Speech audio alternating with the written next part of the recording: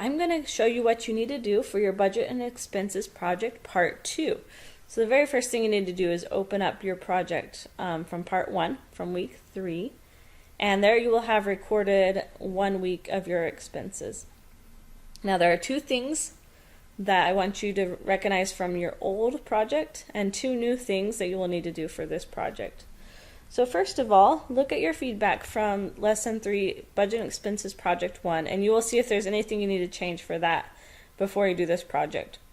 One thing that you will have is your income, how much money you've earned. You can do that per month, you can do that per week, depending on whenever you earn your money.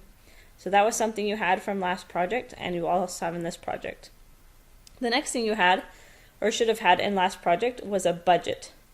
Now I did mine per month. You can also do that per week if you want. But this is how much money you're planning on spending in each category. For example, I have tithing, $350. That means I'm planning on spending that much in tithing, but it might change as I actually spend the money.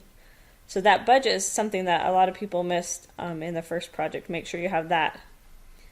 The 2 new things that you will have is your updated expenses.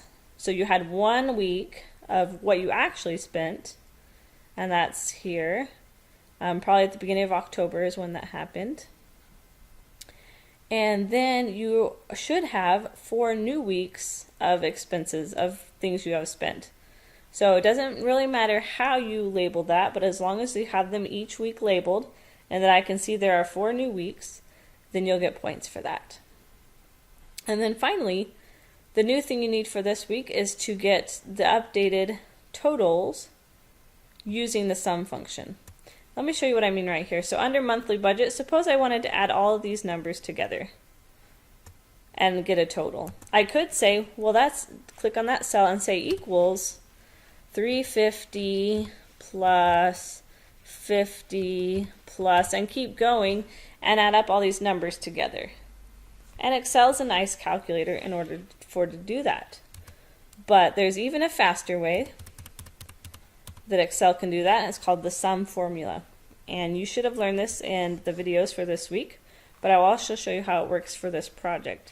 So if I want to add up those numbers in that column, all I have to do is write equals SUM, and then I need a parentheses.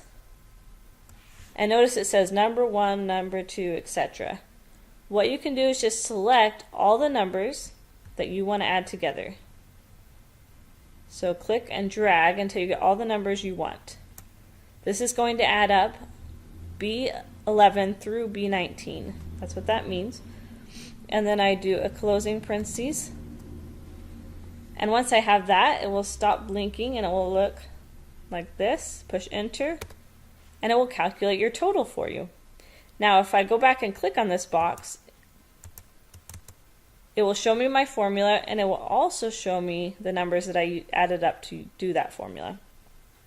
That's why I will be checking when I grade this. I will be looking for that formula.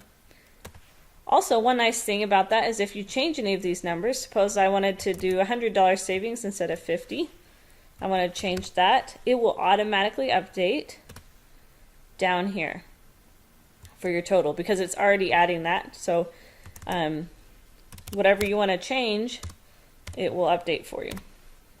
So I can do the same thing in all of these columns. Suppose I want to add up all my expenses for the next column. So I do equals sum, parentheses, click, drag, into the parentheses, and push enter.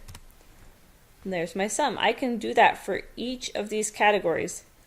So for your project, I'll need to see at least 1 sum formula and that it's adding up the numbers correctly. And that will give you the full points if you do all those things. So mostly the updated expenses and the sum formula is new this week.